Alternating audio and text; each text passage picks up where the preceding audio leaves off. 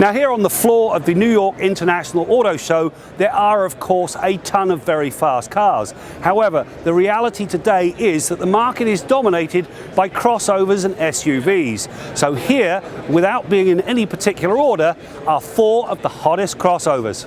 Now while the latest Lincoln Corsair is based on the Ford Escape, the company has done a very good job of separating the two. Inside it's swanky with a reconfigurable dash and a slick infotainment system, and it comes with Lincoln's Co-Pilot 360. It brings everything from pre-collision with auto braking and pedestrian detection to blind spot monitoring.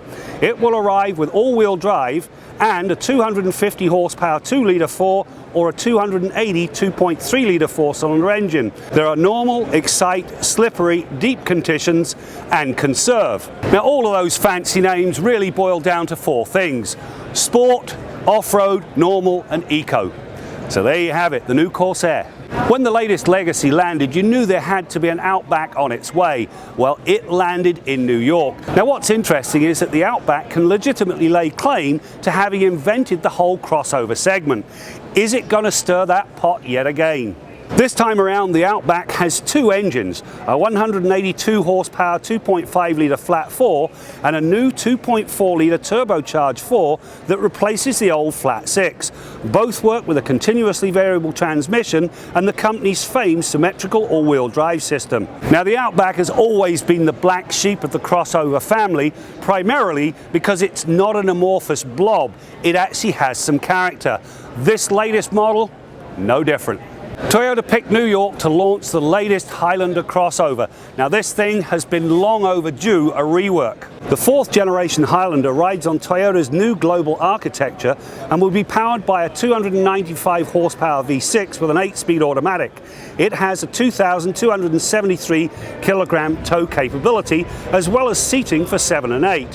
For those into fuel economy, there is the hybrid. The 2.5-litre 4 and Toyota hybrid system produce outstanding fuel economy.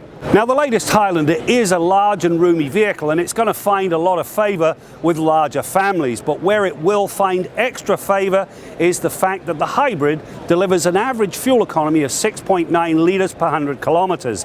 That is nothing short of astounding. As if Hyundai did not have enough crossovers to begin with, they chose New York to introduce yet another. The Venue is, says Hyundai, the smallest and most affordable to date. Stylistically, the Venue looks like a Kona crossed with a Mini, so it is kind of cute to some and boxy to others.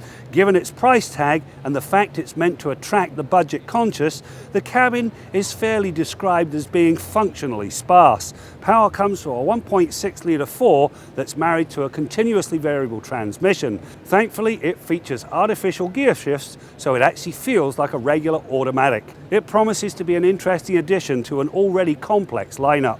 So there you have it, 4 of the more significant launches at this year's New York International Auto Show.